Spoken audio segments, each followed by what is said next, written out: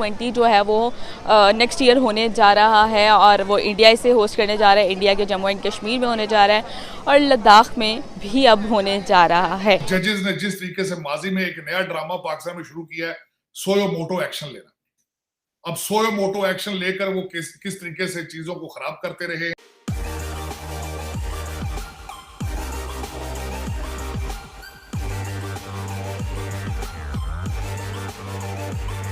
इस बार जो G20 की मीटिंग होने जा रही है जम्मू एंड कश्मीर में होने जा रही थी और इंडिया इसे होस्ट करने जा रहा था नेक्स्ट ईयर जो होगी। अब इंडिया ने एक और मूव किया है कि वो लद्दाख में भी इस मीटिंग करेंगे। क्या कहना चाहेंगे आप कि अब लद्दाख में भी मीटिंग होगी? जी, लद्दाख में अगर मीटिंग होगी तो ज़ाहिर सी बात है चाइना को तो मिर्चें लगेंगी इंडिया की वजह से, और काफ़ी बड़ा स्टेप है इंडिया का, क्योंकि मीटिंग सारी दुनिया आती है, सारे मुल्क वहाँ पे इकट्ठा होते हैं इस मीटिंग के लिए। तो लद्दाख में मीटिंग होगी तो ज़ाहिर सी बात है चाइना को मिर्चें लगेंगी। तो सर आपको नहीं लगता कि इंडिया की ये बहुत अग्रेसिव फॉरेन पॉलिसी है? जी बिल्कुल, बहुत अग्रेसिव है। चाइना तो मेरे ख्याल से इस मीटिंग को नहीं अटेंड करने वाला, क्योंकि अगर लद्दाख में हो रही है तो ये तो उनकी दुखती रग पे हाथ रख रहा है इंडिया, तो वो तो मेरे ख्याल से कभी भी नहीं इसको ज्वाइन करेंगे। आपको क्या लगता है कि पाकिस्तान ने भी इस बार चाइना से रिक्वेस्ट की थी कि वो G20 की मीटिंग का अटेंड ना करें और अब ये लद्दाख वाला इशू मतलब आ गया है कि वो इंडिया जो है लद्दाख में करेगा, तो क्या कहना चाहेंगे आप? देखिए, पाकिस्तान ने तो चाइना से रिक्वेस्ट ही की है, वो उन्होंने कौन सा कहा है कि हम करेंगे, उन्होंने कहा है सोचेंगे हम इस बारे में। तो मेरा नहीं ख्याल कि इंडिया जो मीटिंग कर रहा है लद्दाख में उसको वो चाइना ज्वाइन करेगी कभी भी। तो क्या कहना चाहेंगे कि इंडिया जो है मतलब बहुत बड़े बड़े मूव खेल रहा है?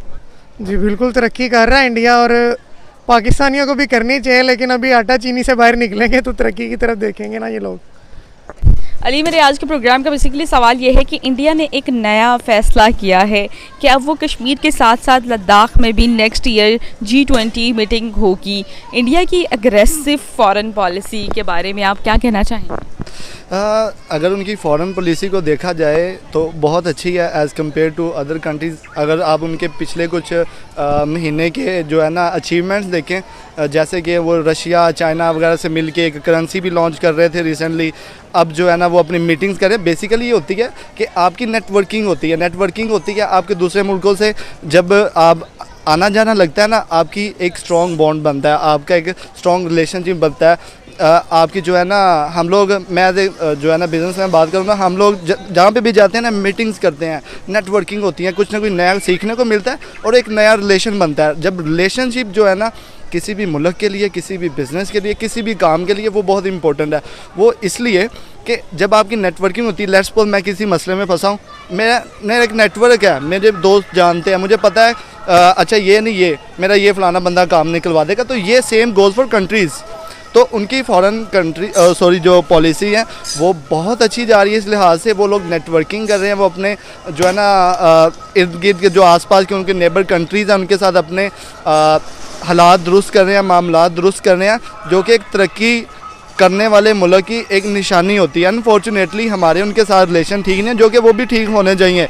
असल में कहते हैं जी, बचपन से बताया गया जी, इंडियंस को बताया गया जी पाकिस्तान हमारा दुश्मन है, पाकिस्तानियों को बताया गया जी इंडिया हमारा दुश्मन है। उनको असल में पता ही कोई नहीं कि रोला हमारा है क्या। कहते हैं जी कश्मीर रोला है, कश्मीर कहाँ से आ गया? बरसगीर में तो कश्मीर था ही नहीं। अब उसके पीछे एक पूरी स्टोरी है जो सबको पता होना चाहिए। मैं कहता हूँ 99% लोगों को पता ही नहीं होगा कश्मीर आया कहाँ से, रोला। आपके अकॉर्डिंग क्या इशू कश्मीर का है, लेकिन इसको समझने की बड़ी ज़रूरत है कि हमारी आपस में लड़ाई है भी नहीं और है क्यों। क्या समझते हैं ये जो हमारी जुडिशरी की या हमारे जस्टिस सिस्टम की हालत है, इसका कौन जिम्मेदार है? क्या आप समझते हैं कि जो पॉलिटिशियंस हैं उनकी वजह से ये निज़ाम खराब है, क्योंकि कहा जाता है कि पॉलिटिशियंस अपनी मर्जी के जजेस लगाते हैं, या कि आप समझते हैं कि लोअर जुडिशरी इनकॉम्पिटेंट है, क्योंकि कहा जाता है कि बहुत सारे केसेस में जहां पे सजाएं होती हैं हायर जुडिशरी उसको माफ कर देती है। तो प्रॉब्लम किधर है? आप समझते हैं लोअर लेवल पे जो है वो मामलात खराब है, क्योंकि वहां पे कहा जाता है कि मोर देन 3 मिलियन और 3.5 मिलियन केसेस जो है वो लोअर जुडिशरी में पेंडिंग पड़े हुए हैं, तो मतलब जिनका कोई वाली वारिस ही नहीं है। इसी तरह हायर जुडिशरी के अपने मसाइल हैं, हाई कोर्ट के, सुप्रीम कोर्ट के। तो आप मसला किधर देखते हैं? क्या जुडिशरी इनकॉम्पिटेंट है या पॉलिटिसाइजेशन ऑफ द जुडिशरी है बाय द पॉलिटिकल क्लास? मैं समझता हूं मैं हर चीज को ब्लेम करूंगा, उसमें सिर्फ एक फैक्टर नहीं है। इसमें सियासतदान जो है, मैंने आपको पहले अर्ज किया है कि वो अपने सियासी मकासद के लिए पुलिस को भी इस्तेमाल करते हैं, जुडिशरी को भी इस्तेमाल करते हैं, एजेंसियों को भी इस्तेमाल करते हैं, जो कि एक बहुत गलत रवश है। मैं यहाँ पे ये बताना चाहूंगा कि देखें, मैं अमेरिका में बैठा हूं और मैंने पॉलिटिकल साइंस को पढ़ा। जमहूरियत सियासत अमेरिका के अंदर एक जो इसकी फाउंडेशन थी वो ये थी कि एक वॉलंटियर वर्क था। This was consider a social work. इसको कारोबार नहीं बनाया जाता था। लोग पहले पैसे कमाते थे, कामयाब होते थे, फिर सियासत में आते थे। अब लोग सियासत में आके कामयाब होते हैं। एक तो ये गलत रवैया है और उसी का टूल बन जाती है जुडिशरी। अब उसके साथ मैं ये कहूंगा, जिस तरह मैंने आपको अर्ज किया पहले, कि तालीम, लोगों की तालीम पे बहुत डिपेंड करता है। लोगों को पता हो कि राइट्स मेरे क्या है, मैंने किस तरीके से अपने राइट को डिफेंड करना है। अब मैं एक छोटी सी बात बताना चाहूंगा कि मेरे यहाँ पे आने पे, यहाँ मैंने एलएलएम किया और मेरे घर के अंदर जो क्या सिचुएशन थी, मेरे वालिद साहब भी वकील थे, मेरे बड़े भाई भी वकील थे। मेरे वालिद साहब अक्सर मुझे कहते थे कि मैंने तुम्हें पढ़ाने में बड़ा टाइम और पैसा लगाया है, तो why don't you practice law in Pakistan. तो मैं एक सिंपल जवाब उनको देता था, जिस सोसाइटी के अंदर कानून की रिस्पेक्ट कोई नहीं है, मैं प्रैक्टिस किस चीज की करूंगा। अब आप खुद देखें कि आपके कानून की रिस्पेक्ट क्या है, अदालतों के फैसलों को, उसकी इन्फोर्समेंट क्या है, लोगों को सजाएं। जिस तरह मैं बता रहा हूं, आपका एविडेंस सिस्टम कंप्रोमाइज्ड है।